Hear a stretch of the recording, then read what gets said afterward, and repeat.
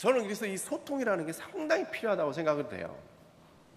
제가 이제 교회, 웬만한 교회 가서 이 얘기를 잘 안 하려고 하는데, 새생명교회는 제가 얘기해도 될 것 같아서 하는 거예요.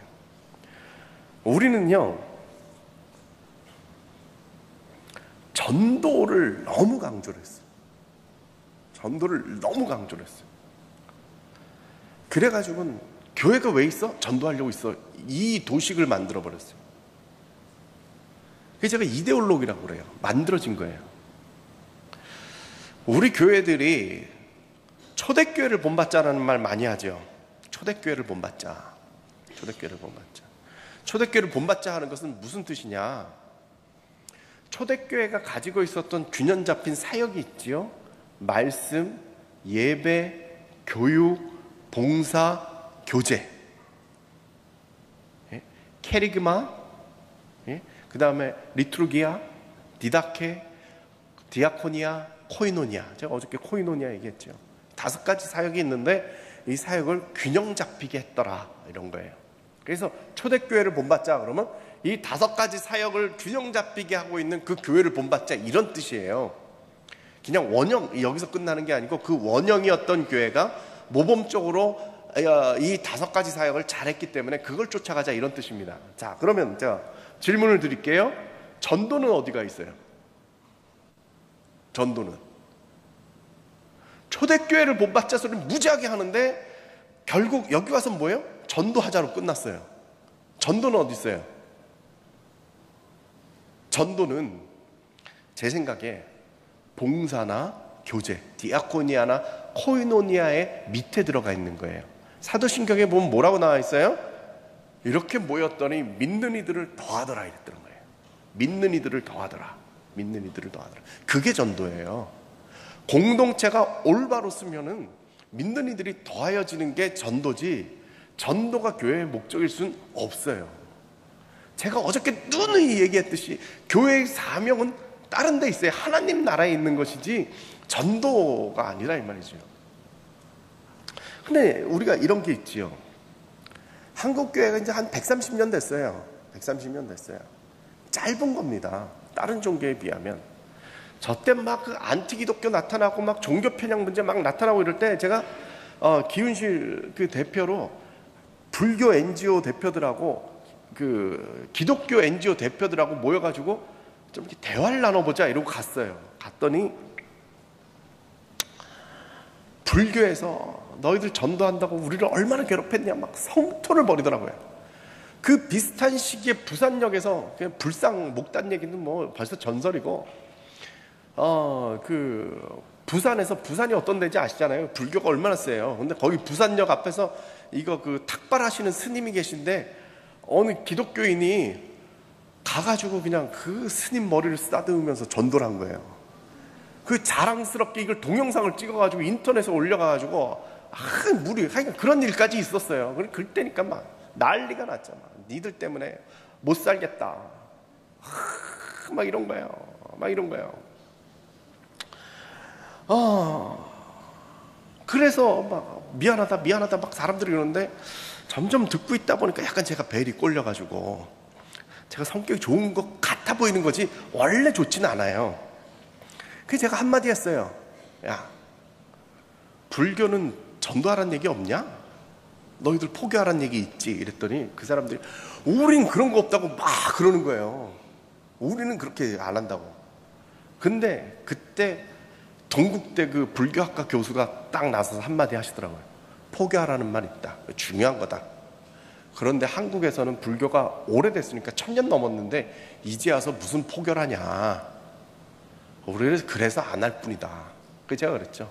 거봐라. 우린 100년밖에 안 됐잖아. 너흰 1000년 됐는데 좀 봐줘야지. 살아보려고 그러는데 뭘 니들 잘못됐다고 그러냐. 그냥 애들이 하는 거니까 좀 봐줘. 그래가지고 넘어갔어요. 진짜 그래요. 100년밖에 안 된 종교가 살아남을 수 있는 방법은 뭐냐? 덩치를 키우는 겁니다.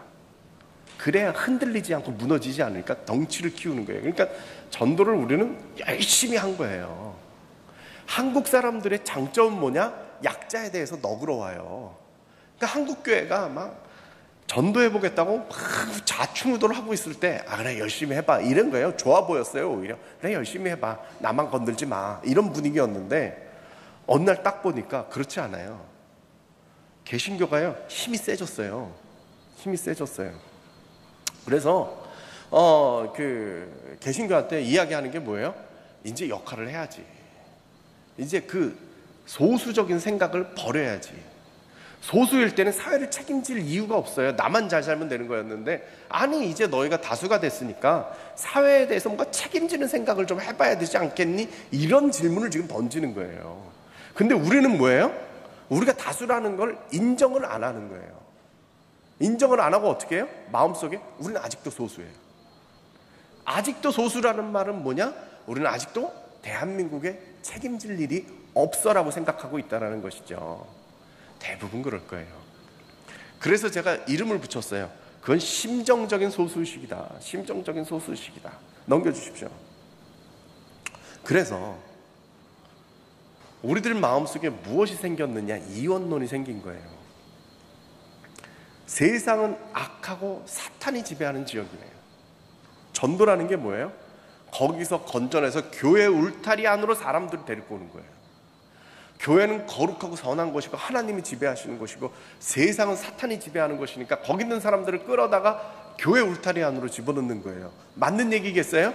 제가 어저께 말씀드렸죠. 세상을 하나님께서 지배하는 곳이 아니라고요? 그럼 우리가 예수를 뭐하러 믿어요? 뭐라고 고백을 하고 사는 거예요? 우리가 어제 말씀드렸듯이 기도할 때는 역사의 주인이시고 세상을 창조하신 뭐 이런 얘기하면서 결론적으로 내 마음속에서는 무슨 생각을 해요? 저긴 사탄이 지배하는 데야. 이게 우리 머릿속에서 통일이 안 되는 부분이에요. 우리 교인들이 이게 통일이 안 돼요. 여러분, 기독교가 그냥 저는 종교사회학적으로 객관적으로 딱 놓고 놓으면 기독교가 위대한 게 뭐냐 하면 창조론이 있다라는 거예요. 다른 데들은 창조론이 잘 없어요. 기독교가 창조론이 있어요. 우리나라에서 불교, 유교 이런 데 따져보세요. 거긴 창조론이 없어요. 우리만 창조론이 있어요. 이 말은 뭐냐? 세계의 주인이라는 거예요. 교회 안만이 아니라 세계의 주인 되신 하나님을 이야기하는데 우리들은 전도에 꽂혀가지고는 저기 악한데요. 그래가지고 노래를 불러도 세상 등지고 십자가 보내만 얘기하는 거예요. 저는 이거 좀 안 했으면 좋겠어요. 여기도 뭐 이렇게 유행되고 있는 거 아니죠? 옛날에 이 노래 참 많이 불렀잖아요. 그래서요, 우리의 생각을 좀 바꿀 때가 됐다. 넘겨주십시오. 예, 심정적 소수식을 이제 극복할 때가 됐다. 넘겨주세요. 대통령이 장로가 대통령 된 게 3번이나 있었어요. 이 정도면 다수예요. 우리가 책임져야죠. 저분들이 기독교인인 거 숨기고 대통령 됐습니까? 아니에요. 나 장로요. 그리고 대통령 됐고요. 교회들이 들고 일어나가지고 장로를 대통령 의식해야 된다. 심지어 청와대에서 찬송가가 울려 나오게 해야 된다. 이래가지고 막 그때 막 열풍이 불었잖아요. 그래가지고 장로 지지해가지고 저분들이 대통령이 됐잖아요. 아이러니한 게 뭐냐 하면 장로가 대통령 될 때마다 한국교회는 위기였어요. 이승만 대통령 됐을 때 부정선거에 목사 장로들이 나서가지고 그거 해가지고 저때 처음으로 우리 교회 한국교회 역사상 처음으로 위기였어요. 확 떨어졌거든요. 이승만 대통령, 김영삼 대통령 됐을 때 한국교회가 마이너스 성장을 시작을 했어요. 90년대 중반부터 마이너스 성장을 시작했어요. 이명박 대통령 때 안티기독교가 절정에 이르러가지고 50% 받는 상황이 저 때예요. 왜 그랬을까? 제가 생각을 해보니까 한국교회가 교만해졌어요. 대통령이 우리가 장로 대통령 시켰다 해서 교만해졌어요. 제가 좀 이따 얘기할 텐데 그러다 보니까 세상이 우리를 쳐다볼 때 곱게 안 보이는 겁니다. 아, 저것들 되게 설치네, 이런 마음이 들게 되는 거죠. 넘겨보십시오. 이거 더 일이죠. 넘겨주세요. 예. 기독당이라는 데가 나타났어요. 혹시 관계자들 계십니까? 여기 없으세요? 예. 행여라도. 예. 저분은 기독당을 세우셨습니다. 예. 이유는 뭐였느냐? 기독교 국회의원이 40%인데 그 사람들이 우리들에게 해준 게 뭐가 있냐. 우리가 나서서 우리 입장을 관철시켜야 된다. 그래가지고 정당을 만든 거잖아요. 직접 우리 국회의원을 만들어야겠다. 이유는 우리 이익을 관철하기 위해서. 그래서 이름을 기독이라고 붙였어요. 기독이라고 붙였어요. 기독이라는 말이 무슨 뜻이냐? 그리스도의 한자죠. 그걸 이제 한문으로 쓸 때 기독 이렇게 쓴 거예요. 그래서 그리스도교죠. 그리스도교. 그리스도요. 그래서 저 정당은 뭐예요? 결론적으로 그리스도당이에요. 그리스도당. 그리스도의 정신은 뭡니까?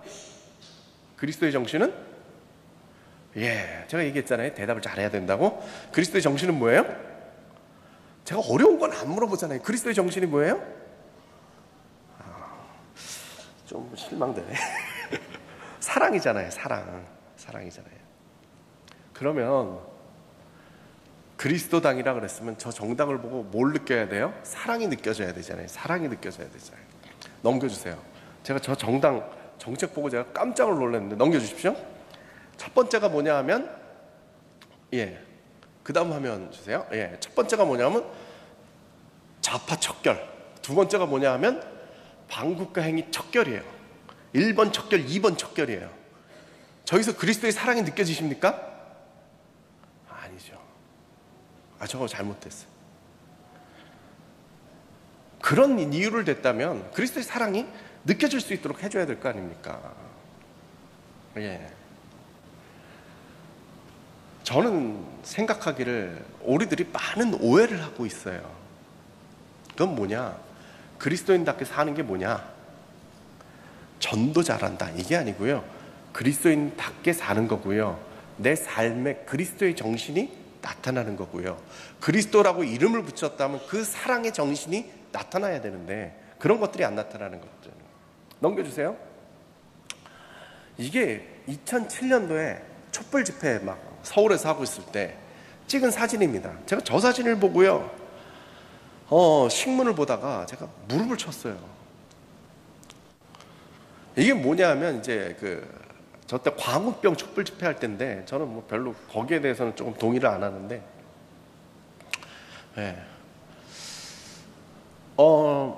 마지막 때 가가지고는 이제 동력이 줄어드니까 종교계가 나서서 이제 집회를 인도하라고 했나 봐요. 종교 행사 형식으로. 그랬더니 천주교가 처음 맡았어요. 근데 참 재밌어요. 뭐냐 하면 서울역 광장이 이렇게 있는데 이 밑에가 단상이에요. 여기서 행사가 진행되지요. 저 위는 어디냐면 플라자 호텔 쪽이겠죠. 조선 호텔이나 플라자 호텔 쪽이죠. 우리 같으면 행사를 하면은 행사 맡은 사람들은 무대 뒤에 있다가 시작 그럼 다 올라옵니다. 그렇게 하겠죠. 근데 저분들은 저 정의구현 사재단이 저쪽 방향을 볼 때 플라자 호텔이나 조선 호텔 쪽에서 두 줄로 저 수많은 인파를 뚫고 들어왔습니다. 이건 개신교는 절대 상상을 못할 일입니다. 저 사람들이 두 줄로 저 많은 사람들을 홍해바다 가르듯이 갈라서 저 앞까지 나온 겁니다. 얼마나 대단합니까? 그죠? 그리고 아마 우리 그렇게 뚫고 나갈 테니까 기다려 이러니까 기자가 옥상 건물에 올라갔는지 저기서 사진을 딱 찍었는데 저걸 딱 보고요. 제가 와 대단하다. 저 사진 한 장으로 전도 100만이다네. 종교가 사회를 참여하는 방법이 뭐냐? 세상 속에 있으나 구별되는 거예요. 거룩하다라는 거죠. 요한복음에 예수님께서 마지막 기도를 제자들을 위해서 기도를 하시는데 기도를 할 때 뭐라고 그랬어요? 하나님 이 제자들 날 믿고 날 쫓아왔는데 하나님 내가 천국 갈 때 이 사람들하고 천국 가게 해주세요. 아니에요. 예수님의 기도는 뭐예요? 이들을 데려감이 아니고 강조를 하셨어요. 데려감이 아니고 이곳에서 거룩하게 구별되어지는 삶. 이 세상 안에 살지만 이 안에서 그리스도인다운 삶을 살도록 이 세상 속에 다른 사람들과 함께 살고 있지만 그 안에서 거룩하게 살게 하도록 하십시오. 그게 얼마나 힘들어요. 그게 얼마나 힘들어요. 저도 유학생활을 하다 보니까요, 유학생활 할 때 제일 힘든 게 뭐냐 하면, 어제도 그런 얘기가 좀 나왔었는데, 자꾸 한잔하자고, 그렇게 덤벼요. 한잔하자고. 뭐 마셔도 되지만 아까 얘기했듯이 뭐 떡 먹는 게 뭘 중요하게, 고기 먹는 게 뭐가 중요하겠어요. 그건 저는 뭐 그렇게 신경을 안 쓰는 사람인데도, 근데 굳이 신학하는 사람한테 와가지고 굳이 너랑 나랑 한잔하자, 왜 그러는지 막 그거 됐다고 저리 가라고. 이게 얼마나 힘든 거예요. 그게 뭐냐면 그 가운데서 거룩하게 살려니까 힘든 거거든요. 근데 목사가 딱 되니까 이게 끊겨요. 목사가 딱 되니까 그 다음부터 저한테 와가지고 한잔하세요, 이거 안 해요. 목사가 힘들 것 같죠? 훨씬 편해요. 왜냐하면 다 믿는 사람만 내 주위에, 목사님 다 이러는 사람들만 내 주위에 있기 때문에 훨씬 편해요. 힘든 게 뭐냐? 저는 NGO 활동을 하니까 안 믿는 데 가가지고 거기서 활동하는 게 더 힘들어요.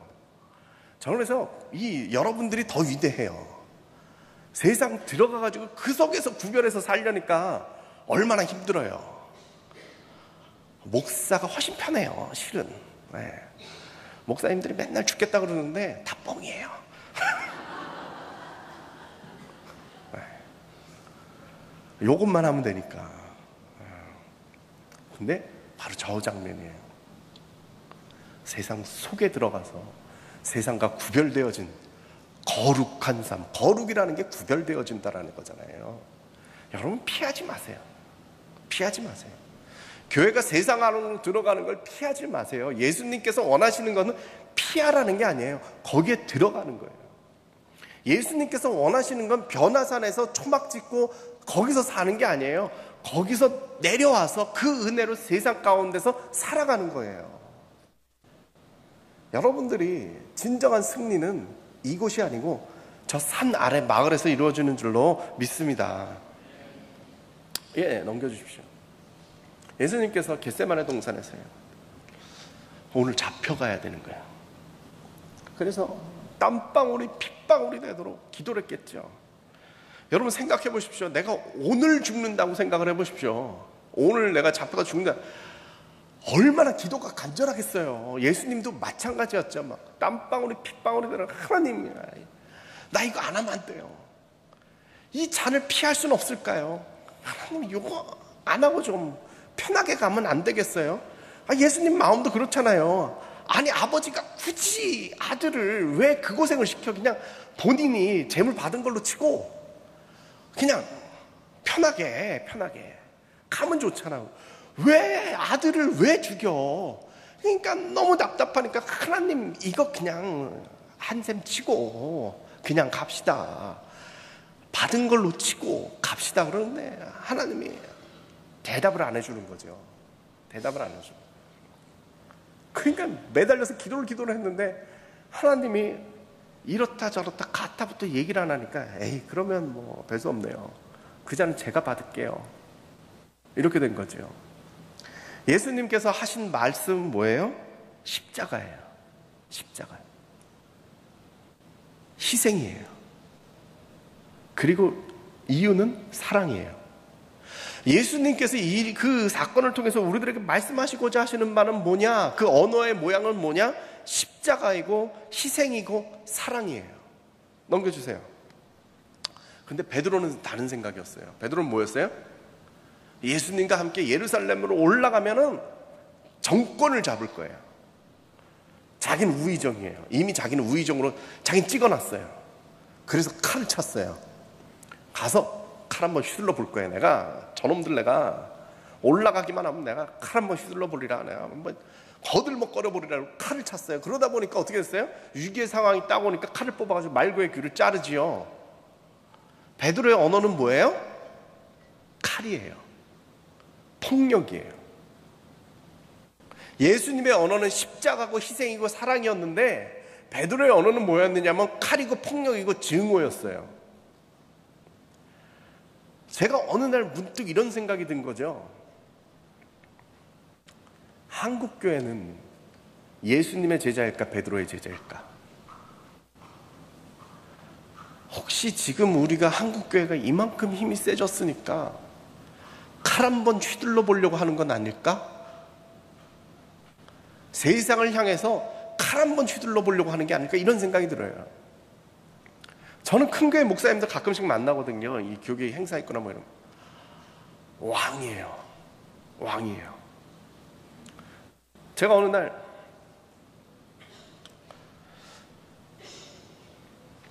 교계 무슨 봉사단 창립식에 저도 뭐라고 이름을 올려주셨길래 행사에 참여했어요.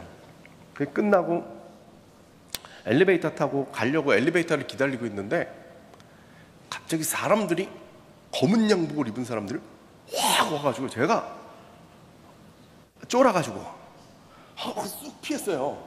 사람이 자동적으로 그렇게 되더만요. 쑥 피했어요. 뭔 일인가 이렇게 봤더니 그 유명한 목사님 보디가드들이 이렇게 쫙 한 10명이 검은 양복 입은 보디가드 10명이 쫙 나타나니까 사람이 무지하게 위축되더라고요.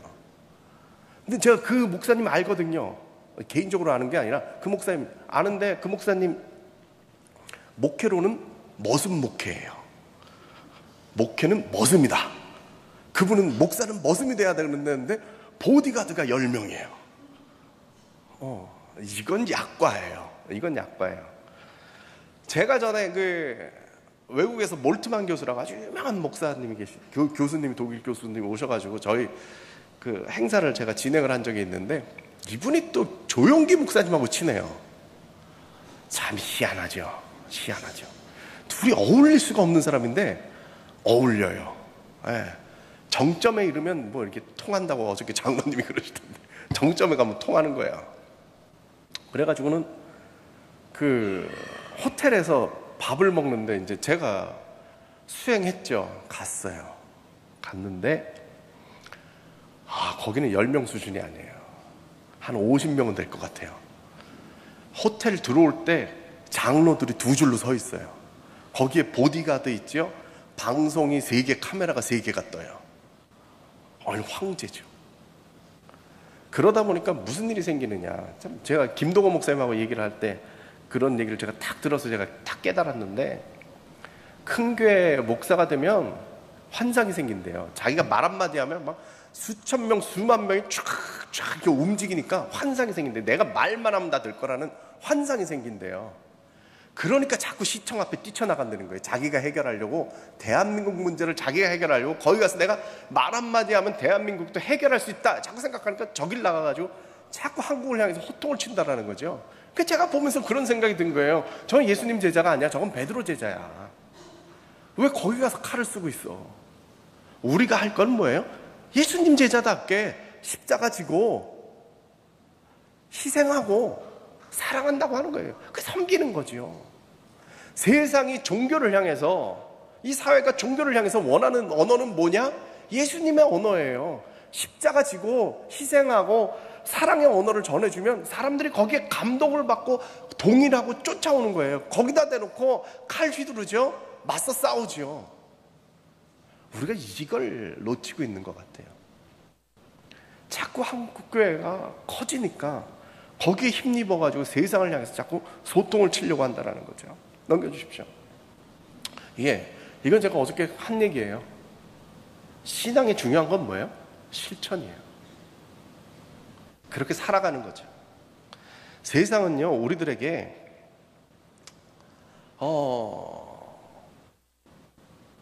구별되어진 독특함이 아니고 우리 개신교의 정신은 세상 안에서 일상의 예배를 드리는 것이다. 그래서 경건주의자들은 모토가 뭐였느냐? 프락시스 피에타티스, 경건의 실천이에요. 프락시스라는 경건을 너희들이 그 산 위에서 하는 게 아니라 생활 속에서 실천하는 게 경건이다. 그래서 우리 그리스도인들에게 지금 필요한 건 뭐냐? 신앙의 실천입니다. 그렇게 살아야죠.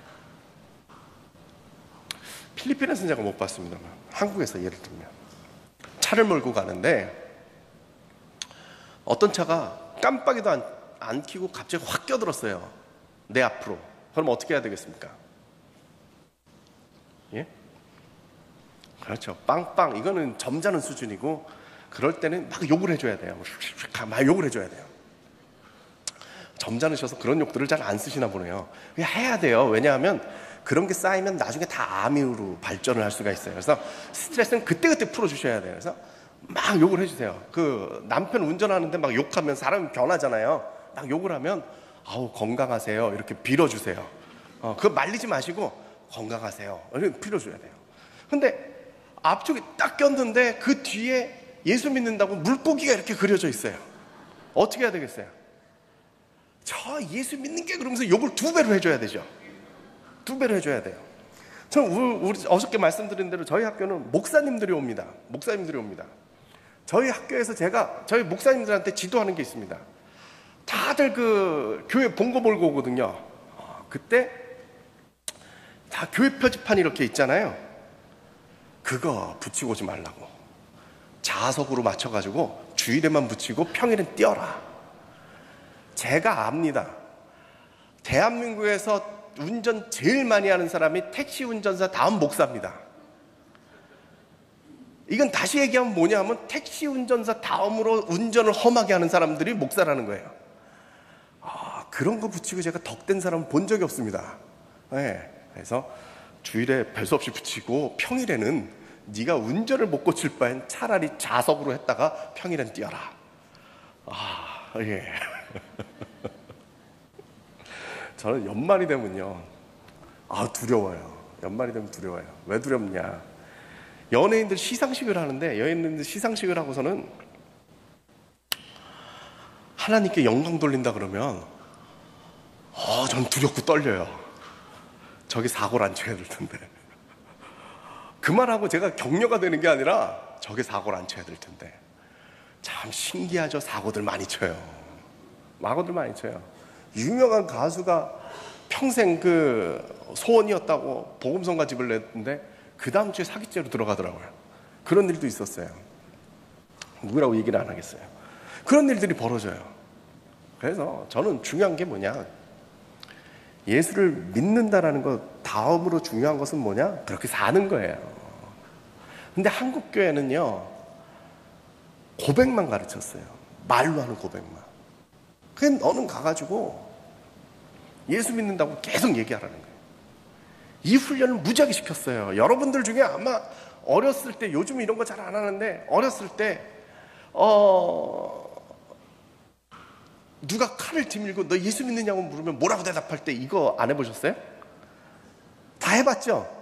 공과 공부 시간에 6.25 전쟁이 있었는데 십자가 예수님 사진을 밑에다 깔고 공산군이 밟고 지나가면 살려줄 것이, 침을 뱉고 밟고 지나가면 살려줄 것이요 안 그러면 죽일 것이다 그랬는데 사람들이 다 침 뱉고 지나가는데 어느 할머니가 치맛자락을 가지고 그 침을 닦으며 예수님 사랑합니다 이래갔는데 그 사람 죽었더라. 그 사람은 본받자 이래가지고 마지막 결론은 그거잖아요. 그래서 너는 예수 믿는다고 그럴 때 뭐라고 대답할래? 그러면 저는 예수 믿는다고 할 거예요. 막 이런 순교정신을 가르쳤잖아요. 이거 무지하게 잘 가르쳤어요. 그런데 어떻게 살라고 얘기를 안 해줬어요. 예수 믿는 사람은 어떻게 사는지 안 가르쳤어요. 저는 한국에서 설문조사 무지하게 많이 하는데 청소년들 설문조사를 해봤는데 무지하게 재밌습니다. 아이들에게 얘기를 물어봅니다. 그 술을 먹어야 되겠느냐 말아야겠느냐 이렇게 물어보면요, 믿는 애들이랑 안 믿는 애들은 확 벌어져요. 믿는 교회 다니는 애들은요 90% 이상 막 술은 먹으면 안 돼요. 학생 술 먹으면 안 돼요. 안 믿는 애들은 50% 이하예요. 그래가지고 이제 저 같은 사람 짓궂잖아요. 설문조사 하는데 질문을 딱 던져요. 지난 한 달간 술 먹어본 사람. 이러면 차이가 없어요. 네. 우리는요 고백만 가르쳐 놓은 거예요. 그냥 다들 주둥이로만 해요. 예수 신앙생활을 이 주둥이로만 해요. 그러니까 설문조사하면 먹으면 안 돼요. 한 달 동안 술 먹어봤냐? 먹어봤어요. 이렇게 되는 거죠.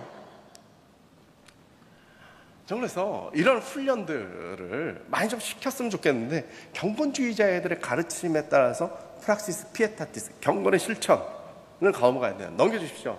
이 사람은 헤어만 아우스 프랑케라고요. 독일 할레 지역에서 목회했던 경건주의자입니다. 경건주의 운동에 있어서 할레 운동이라고 표현되는 단어입니다. 저 사람이 경건주의자로서 목회를 하러 할레를 찾아갔는데, 할레가 상업도시입니다. 상업도시는 흥청망청하잖아요. 흥청망청 이런 도시에 가서요 목회를 하려니까 너무 힘든 거예요. 그래서 어떻게 변화를 시킬까 생각을 하다가 애들 교육을 시켜야겠다. 애들이라도 변화시키자. 그래서 애들을 붙잡고 신앙훈련을 시켰는데 문제는 뭐냐? 이게 매일 학교를 세워가지고요 교육을 시킨 거예요. 매일 애들을 붙잡고 교육을 시켰는데 얘네들이 집에만 갔다 오면 도로하면 탑을 된 거예요. 왜냐면 환경이 그러니까. 암만 여기서 막 경건 훈련시키고 막 이래도 갔다만 오면 애들이 배려가지고 오는 거예요. 안 되겠다. 기숙학교를 세웠어요. 바이젠슐레 그래가지고 고아원 학교라고 번역을 했는데 그 고아원 학교 바이젠이라는 게 이제 독일말로 고아라는 뜻이거든요. 고아원 학교가 아니라 기숙학교예요. 기숙학교를 세웠어요. 못 사는 집 동네에 들어가서 다 불러다가 잠재우면서 교육을 시켰는데 그 교훈이 뭐냐? 경건과 훈련이에요. 경건과 능력이에요. 교훈이 경건과 능력이에요. 프롬미카이트 und 튜키티카이트 이렇게 얘기를 합니다. 경건과 능력인데 교육을 얼마나 잘 시켰는지 몰라요. 신앙은 경건하게, 세상에 나가서 능력 있는 자로. 정말 빡시게 애들을 집에도 안 보내고 빡시게 교육을 시켰더니 애들이 정말 저런 사람들이 나온 거예요. 그랬더니 귀족들이 이 학교를 보내기 시작했어요. 저길 보내야겠다. 귀족들이 학교가 부흥을 한 거죠. 할레 대학은 원래 있었거든요. 중고등학교 과정을 세워요. 교육 체계를 쫙 세워버립니다. 귀족들이고 뭐 이런 사람들이 몰려오기 시작하죠. 그게 할레식 교육이라는 독일 교육학에서는 할레식 교육이라는 게 있어요. 그런데 황제가 왔어요. 비렐름 황제가, 프로이센의 비렐름 황제가 와가지고 이걸 보더니 너무 훌륭하다. 공무원들하고 초급 공무원들하고 초급 장교들 교육하는 연수원 학교를 세워달라. 연수할 수 있는 학교를. 그래가지고 대학원 과정처럼 이 초급 장교들, 초급 공무원들을 훈련시키는 학교를 세웁니다. 위탁 교육을 하는 거죠. 이 사람들이 가가지고 자리를 잡습니다. 나라가 변했습니다. 관료주의라는 말을 우리 많이 쓰죠? 여기서 생긴 말입니다. 공무원들이 세력을 이루기 시작했습니다. 이 사람들이 나라를 개혁하기 시작합니다. 관료주의라는 말이 지금은 참 안 좋은 말로 쓰지만 저 때는 왕하고 귀족하고 지 맘대로 막 이렇게 휘두르던 때에 관료들이 나타나가지고 제도를 만들어서 제도에 의해서 움직였습니다. 이게 1700년대 18세기입니다. 저때 복지를 시작합니다. 1700년대에 실업수당이라는 게 생겼습니다. 지금도 우리나라 생긴 지 몇 년 안 됐는데 저때 독일에서 실업수당을 주기 시작했습니다. 얼마나 대단합니까? 독일은 정말 저 능력이 나타난 거죠. 국가가 변합니다. 복지국가가 되죠. 복지라는 개념을요 1700년대부터 시작을 했다는 거예요. 왜? 경건의 능력이죠.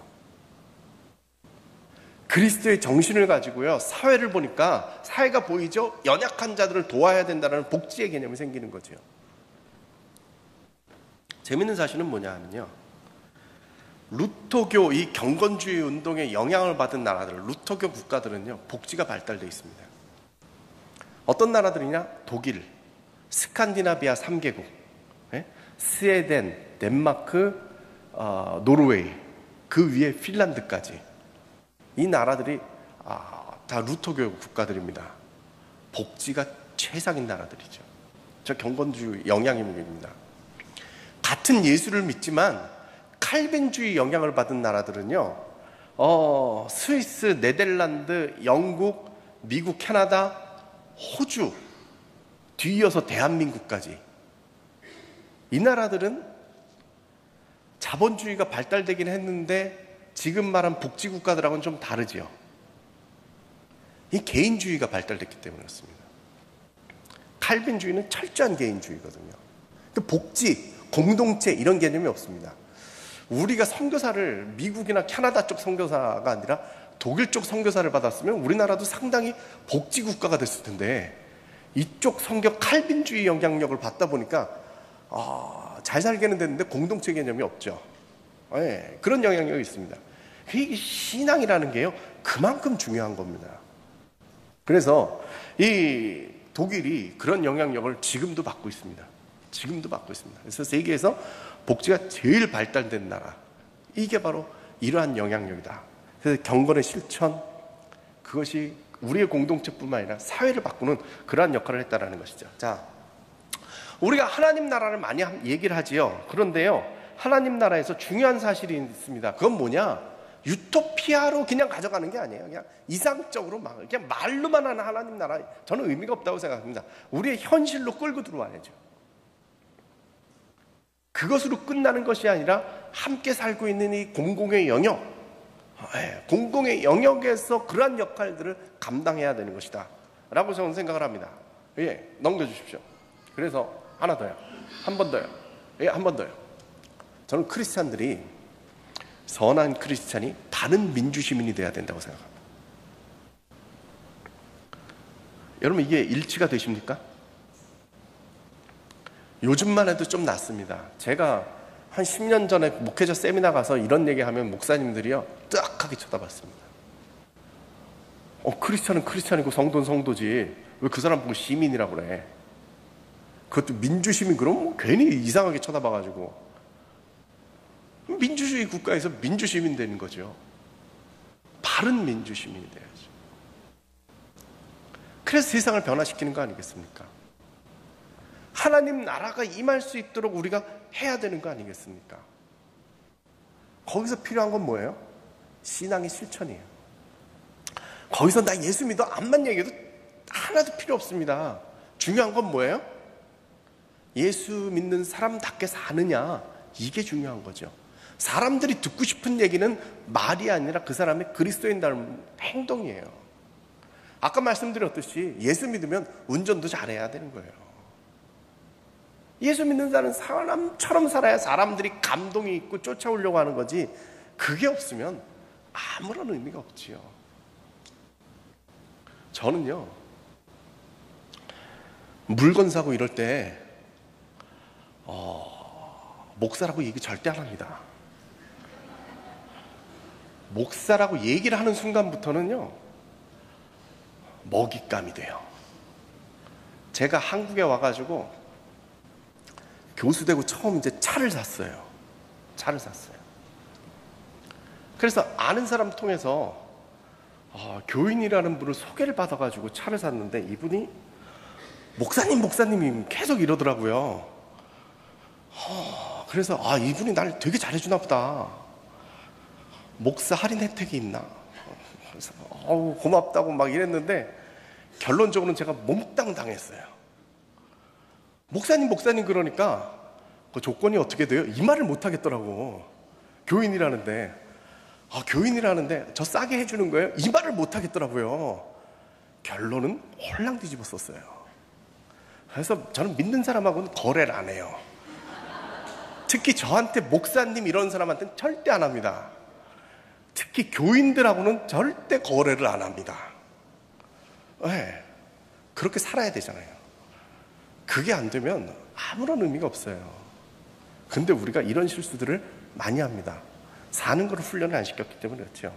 자, 그래서 우리에게 필요한 건 뭐냐, 넘겨주십시오. 해석되어진 현실에서 만난다는 거예요. 그리고 사람들을 만나야 되는 공공 영역에서는요, 신앙을 이야기하는 게 아니라 그들의 언어를 가지고 이야기를 해줘야죠. 그 사람들이 알아듣게. 나는 제일 무서운 사람이 누구냐 하면, 이런 자리 나와가지고 사람들 다 있는 데서 성경에 보면 이러고 시작하는 사람이 제일 무서워요. 저는 목사들끼리 이렇게 저희 클래스는 다 목사들만 있잖아요. 목사들끼리 모였는데 토론을 시켜요. 저희는 토론을 합니다.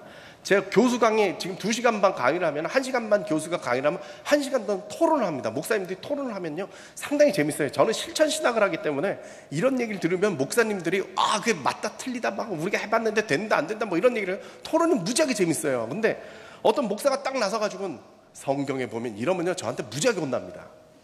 성경은 너만 보냐? 목사들 앞에서 무슨 소리를 하고 있어? 성경에 의하면 이 말은 뭐냐면 니들 다 틀렸어. 내 말이 맞아. 이 얘기거든요. 저는 우리 수업 시간에서는요 성경에 보면 이 얘기하면요 제가 무지하게 박살을 내버립니다. 그런 사람들이 제일 무서워요. 제가 백석대 교수를 만났는데, 백석대학교가 미션 스쿨이잖아요. 사회복지과 교수들을 저는 많이 만나죠. 뭐 정신과 의사나 사회복지과 교수들을 저는 자살 예방을 하기 때문에 많이 만나는데, 사회복지과 교수가 그러더라고요. 거기는 이렇게 소그룹이 있대요. 교수들 소그룹을 만들어놔가지고 일반과 교수들 몇 명하고 신학과 교수 한 명이 껴가지고 목사님 한 분하고 이제 똑같이 이렇게 제자 훈련하듯이 매주 만난대요. 근데 목사님들은 너무 이상해요 그러더라고요. 왜? 그랬더니 왜 그러진 않죠. 왜요? 이렇게 물어봤죠. 그랬더니 그 교수님 하시는 얘기가 자기네들이 막 얘기를 하고 있으면요 아무 얘기를 안 하신대요 목사님이. 근데 끝날 때쯤 되면 목사님이 결론을 얘기를 한대요. 딱 기분이 너무 안 좋대요. 자기는 같은 동료로서 소그룹을 한다고 생각했는데 이 목사님이 성경에 의하면 그리고 딱 결론을 말해버리는 거예요. 그러니까 자기랑 나랑 틀리다는 거 너무 화가 난대요. 그래서 너무 그 얘기가 와닿아가지고 제가 수업 시간에 목사님들 모셔다 놓고 목사님들한테 제가 만났는데 이런 얘기를 하더라고. 조심하십시오. 그랬더니 한 목사님이 딱 얘기를 하더라고요. 그 직업병이에요. 목사는요 마지막에 결론을 내줘야 된다는 사명감이 있다는 거예요. 직업병이에요. 그래서 얘기를 듣고 있을 때 마지막에 내가 무슨 얘기를 해야 되지 이 생각을 하느라고 너무 힘들대요. 결론을 내려줘야 되니까. 그거 생각하는 목사는 쉬운 줄 아십니까? 목사도 어려워요 그러더라고요. 그게 직업병이죠. 목사만 그러겠어요? 우리 예수 믿는 사람들이요 확신범이에요. 제가 볼 때는 80% 이상 확신범이에요. 결론을 가지고 있어요. 답이 있어요. 성경에 보면 이 얘기 하고 싶을 때가 상당히 많으실걸요. 교회에서 회의할 때 세상에 나가서도 글쎄 그런 얘기를 하는 거죠. 그러니까 왕따가 되는 거예요. 세상이 이해할 수 있는 말을 해줘야 되는데 솔직히 말이 어렵죠? 행동으로 그렇게 살아야 돼요. 예수 믿으면 저렇게 변할 수 있구나라는 걸 보여준다는 게. 그게 제가 그걸 뭐라고 그랬느냐? 해석이에요. 해석. 네. 제가 여기 와가지고 한국말로 막 떠든다고 얘기가 통하겠어요? 무슨 뜻인지는 알 거예요. 제가 독일에 있을 때 그 독일어 전혀 못하는 그 부인이 계셨는데 이분이 생선도 잘 사오고 뭐도 잘 사오고 잘 사와요. 독일에 이렇게 토막을 주는데 이분은 한국식으로 딱 손질을 해서 가져와요. 어떻게 하시냐고 그랬더니 가가지고 딱딱딱 손질을 딱 해서 오는 거예요. 간단하잖아요. 짝짝짝짝. 근데 그게 통하는 건 아니잖아요. 해석이 필요한 거잖아요. 해석이. 우리도 마찬가지입니다. 세상에선 세상의 방식 속에 그리스도의 정신을 어떻게 구현할까에 대한 고민이 있어야 된다는 거예요. 넘겨주십시오.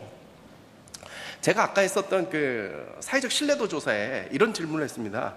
그럼 교회가 뭘 하면 사회적 신뢰도를 회복할 수 있겠습니까? 그랬더니 대한민국 사람들의 얘기가, 교인들의 얘기가 아니라 대한민국 사람들의 얘기가 뭐냐? 초기에 3번까지 2010년까지는 교회가 봉사 많이 해줬으면 좋겠습니다 그랬어요. 봉사 많이 해줬으면 좋겠습니다. 그런데 2013년 때 역전이 됐고요. 2017년에 확연히 차이가 났는데 뭐냐?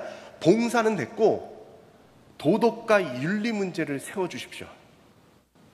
도덕과 윤리를 세워주십시오. 이제 봉사하고 복지하는 건 국가가 잘하고 있으니까 당신들까지 나설 필요 없습니다. 도덕과 윤리를 세워주십시오. 이건 우리가 할 수 있잖아요. 저는 그건 기회라고 생각돼요. 세상이 교회에 정확하게 뭘 해야 되는지 제시해줬어요. 뭐예요? 윤리, 도덕, 가치의 문제를 세워달라는 거죠. 한국 사람들의 약점이 뭔지 아십니까? 가치를 만들어낼 줄을 모른다라는 거예요. 근데 이걸 해달라는 거예요. 이제 우리가 가치 중심으로 살아야겠습니다. 여기에 가 있다라는 거죠. 제가 몇 년 전에 이명박 대통령이 당선됐을 때, 끝나고 오바마 대통령이 나중에 당선됐을 때 당선 소감을 보고 제가 참 재밌다고 생각했습니다. 오바마 대통령이 당선되고 그 당선 기념 연설을 하는데 뭐라고 그랬느냐? 내가 대통령이 된 건 자유와 평등의 그 아메리칸 정신이 실제화된 것이다. 얼마나 멋있어요. 이명박 대통령은 당선되고 뭐라고 그랬느냐? 잘 먹고 잘 살게 해줄게 이랬어요. 박근혜 대통령 뭐라고 그랬어요? 대박 났다고 그랬어요. 우리는 가치를 얘기를 하는 걸 상당히 불편하게 여겨요. 정신, 이거 얘기하는 걸 상당히 불편하게 여겨요. 저는 이게 왜곡됐다고 생각돼요. 우리나라가 원래 이런 나라느냐? 절대 아닙니다. 조선시대까지만 해도 양반들이요, 이 가치 하나에 목숨을 걸었습니다. 그런데 그 일제시대 거치고 6.25 거치고 산업화 거치니까 실용주의로 확 돌아서 가지고 이런 얘기를 하면은 무슨 정신 이런 거 얘기 나오면 전 미쳤어 소리 듣는 거죠. 정신을 만들어줘야 돼. 한국이 이제 가야 될 정신을 누가 세워야 돼? 교회가 세워야 됩니다. 유교가 한국을 500년을 지배한 거예요. 여러분, 조선시대가요 망했다 절대 아닙니다. 세계에서 이렇게 긴 왕조를 이끈 나라가 별로 없습니다. 500년을 이끌었는데 그게 뭐예요? 유교 정신이에요.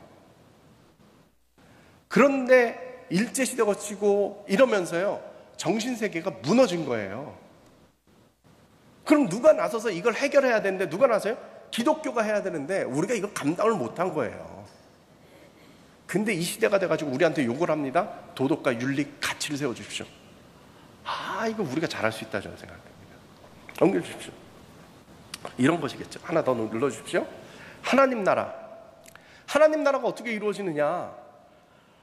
예수 믿는 사람들이 100%가 되면 하나님 나라가 이루어질까요? 대한민국 전도 많이 해가지고 이 사람들이 다들 예수 믿으면 하나님 나라가 이루어질까요? 아닙니다. 그렇게 치면은요 중세시대 때 이루어져야죠. 아닙니다. 장로가 대통령 되면 될까요? 제가 아까 말씀드렸죠. 더 어려워졌어요. 그게 아니지요. 하나님 나라가 된다는 건 뭐냐? 이게 신학적으로 복잡한 얘기가 있지만 그 얘기 굳이 할 필요는 없군요. 제가 실천신학자로서 알아듣게 말씀을 드리면 하나님의 통치가 이루어지는 거예요. 하나님의 통치가 이루어지는데 그 직접적인 통치는 아니고 제가 생각할 때는 이 사회에서요 하나님의 통치가 이루어질 때 그 통치의 원리가 있잖아요. 국가면 국가의 이념이 있듯이 하나님 나라의 원리가 있는데 그 원리가 실현되는 것이다. 저는 그렇게 생각합니다. 그게 뭘까? 넘겨주십시오. 예, 하나 더. 아니요. 너무 넘겼습니다. 예, 저는 성경이 이 세 가지 가치가 중요하다고 생각해요. 사람들마다 다르게 생각할 거예요. 저는 이 세 가지가 중요하다. 사랑과 정의와 평화입니다. 사랑은 뭐냐? 하나님께서 이 세상을 이처럼 사랑하사. 하나님께서 이 세상을 이처럼 사랑하사. 그거죠. 예수님께서 구약의 말씀을 두 가지로 딱 정리를 했죠. 하나님을 사랑하고 내 이웃을 내 몸과 같이 사랑하라. 이거예요. 사랑을 실천하면서 살아야죠. 두 번째 뭐냐? 정의예요. 성경은 정의를 뭐라고 그랬느냐? 죄의 값을 치르는 것 뭐 이런 부분도 있지만 정말 중요하게 보는 정의는 뭐냐? 구약이 나타내고 있는 정의는 뭐냐? 사회적 약자들, 고아와 과부와 나그네 된 자들, 그리고 장애인들, 이 사람들이 하나님의 형상을 입은 존재로서 인간답게 살 수 있게 해주는 것이 성경이 말하는 정의예요. 이걸 줄여가지고 전문용어로 약자보호법이라고 그래요. 성경에선 계속적으로 나오는 게 이 약자보호법입니다. 이들을 돌아봐라. 신약에서도 예수님께서 그러잖아요. 과부의 그 신음소리를 들어야 된다는 거예요. 과부의 신음소리를 들어야 된다는 거죠. 계속적으로 약자를 돌봐야 돼요. 근데 그들이 목표하는 건 뭐예요? 하나님이 만들어 놓으신 그 형상대로 존엄하게 살 수 있도록 만들어줘야 된다. 평화. 전쟁이 없는 상황이 평화는 아니에요.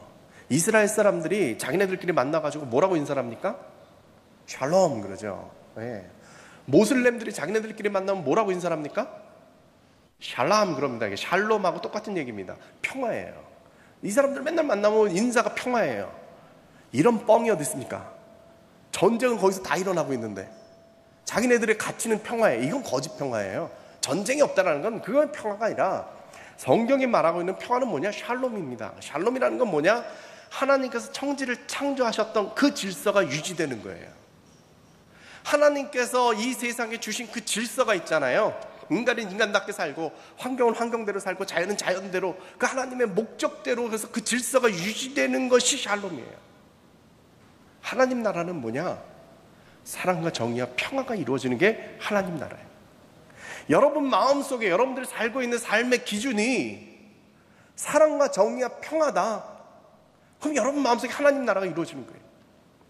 여러분들 교회에서 회의를 할 때 그래가지고 이 사회에다가 100만 원 쓰면 한 명 전도되나? 이걸 묻는다? 그거 아니에요. 과연 우리가 이러한 일을 한다라는 것이 사랑과 정의와 평화의 이 가치에 맞는 것이냐에 대한 질문을 하고 있다면 이 하나님 나라가 여러분 교회에 임하는 거예요. 동일합니다. 여러분 가정에서도 마찬가지고요. 여기 여러분들이 속해 있는 그 소사이어티, 여러분들의 사회에서도 마찬가지고요.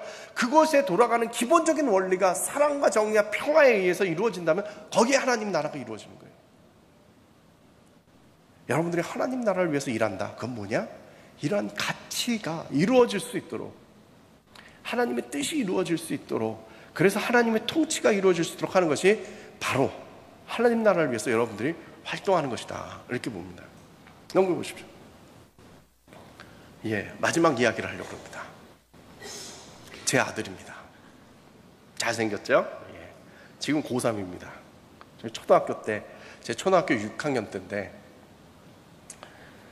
한국에서 아이들 대학 잘 보내려고 하면 5가지 원칙이 있습니다. 들어보셨어요? 안 들어보셨어요? 아이가 대학을 잘 가려면 첫 번째, 엄마의 정보력입니다. 엄마가 정보가 많아야 됩니다. 어느 과외를 시켜야 되고, 어느 학원을 보내야 되고, 뭐 이런 걸 잘해야 됩니다. 두 번째, 할아버지의 재력입니다. 학원비를 아빠가 벌어서는 다 못 됩니다. 할아버지 재력으로 밀어주지 않으면 학원비를 댈 수가 없습니다. 세 번째가 뭐냐? 아빠의 무관심입니다. 아빠는 교육 문제에 끼면 안 됩니다. 아빠가 끼면 낄수록 일이 꼬입니다. 자꾸 놀러 가자고 그러고, 뭐 그렇게 열심히 할 필요 없어요. 아빠들은 널널해가지고 되도록 안 끼는 게 돕는 방법입니다. 네 번째가 뭐냐면, 네 번째가 애가 공부를 열심히 해야 됩니다. 애 공부는 네 번째입니다. 다섯 번째가 뭐냐? 도우미 아줌마의 헌신입니다. 엄마는 뛰어다녀야 되기 때문에 살림은 도우미 아줌마가 해줘야 됩니다. 저는 이 원칙을 충실히 따랐습니다. 저희 집사람이 우리 딸 고3 때 돈을 모아가지고 저랑 아들이랑 미국 여행을 보냈습니다. 방학 때 당신 둘은 없는 게 도움이 되겠습니다. 미국 여행. 그 아들하고 둘이 여행을 갔어요. 그때 찍은 사진입니다. 서론이 길었네요. 저 아들이 재밌어요. 저 아들놈이 저랑 친합니다. 재밌는 놈입니다. 어느 날 교회를 가는데 엘리베이터를 탔어요. 그래서 헌금하라고 제가 1,000원짜리를 줬어요. 헌금하라고. 근데 얘가 고민이라는 거예요. 뭔데? 그랬더니 얘가 애비를 닮아가지고 상당히 지혜로워요. 그래서 주일 헌금하라고 1,000원을 줬는데 그냥 헌금을 하는 게 아니라 선교 헌금 봉투에다가 1,000원을 넣어서 내는 겁니다. 무슨 일이 벌어지죠? 그 다음 주 주보에 자기 이름이 오르잖아요. 돈 1,000원을 가지고 효율을 확 높이는 거죠. 똑같은 헌금인데 효율을 확 높이는 거예요. 애비를 닮아가지고 하여간 지혜로워요. 근데 아들이 그래요. 고민이래요. 뭐가 고민인데? 이랬더니 성경금을 내려니까 성경금 봉투에다가 성경금 제목을 써야 되는 거예요. 그 당시에 그 교회에 성경금 제목이 3가지가 있었는데, 첫 번째는 목적헌금이죠.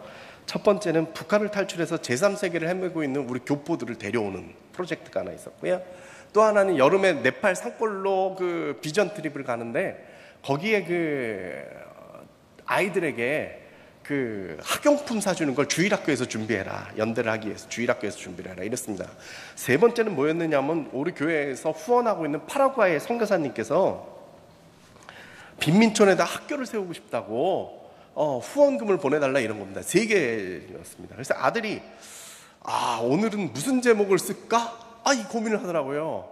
제가 그 말을 듣고요. 이거 진짜 대단하다. 초등학교 3학년 놈이 돈 1,000원을 들고 전 세계 고민을 끌어안고 있어요. 북한부터 시작해가지고 동남아를 거쳐가지고요, 중남미에 있는 파라과이까지 걱정을 하고 있어요. 이런 데가 대한민국의 교회 말고 어디 있겠어요? 초등학교 3학년 애가 이런 고민을 하고 있어요. 세상에선 세계화해야 된대요. 세계화를 왜 해요?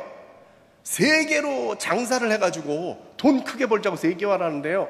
우리 아들놈은, 예수 믿는다는 아이들은, 교회 학교 아이들은요, 세계화를 하는데, 무슨 세계화를 하느냐? 사랑과 정의와 평화의 이 마음을 가지고 이 연약한 자들이 어디 있는지 이걸 바라보고 있는 거예요. 하나님의 마음을 가지고요, 북한을 탈출한 우리 저 동남아에서 힘들게 살고 있는 저 가난한 아이들, 저 중남미의 파라과이에 있는 빈민촌의 아이들을 생각하면서 이 돈을 1,000원을 내는 거죠. 문제가 뭐예요? 얘한테 전도 선교 2개밖에 안 가르쳐 놓은 겁니다. 전도 선교 2개만 가르쳐 놓으니까 얘가 이건 그냥 교회에서 하는 일이에요. 교회에서 하는 일이에요. 만약에 얘한테 사랑과 정의와 평화라는 가치를 가르쳐주고 이게 인류애라는 말을 가르치고 사람들의 마음은 하나님의 마음처럼 약한 자들, 사회적인 약자들, 이 자들을 바라보는 그 마음으로 바라보는 것이다라고, 그러기 위해서 네가 이연금을 하는 것이라고 이걸 가르쳐줬으면 얘가 사회에 나가가지고 리더가 될 거예요. 전도하려고 이거 한다고 생각한 거예요. 아니요. 우리는 하나님 나라를 위해서, 이 세상에 하나님 나라를 이루기 위해서 주님의 마음을 가지고 사랑과 정의와 평화를 실현하기 위해서 우린 나가는 거예요. 내가 100만 원어치 구제 사업했으니까 한 명 전도돼서 여기 들어오겠지, 이게 아니라 하나님 나라를 위해서. 왜?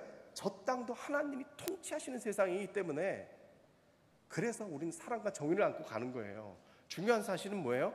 그 사람들에게 야 100만 원 내줬으니까 너 교회 와, 이게 아니라 하나님 나라를 이루어가, 저 사람들은 정말 선한 사람을, 선한 뜻을 가지고 정말 선한 크리스찬이, 바른 민주시민이 돼가지고 우리에게 다가오는 거야.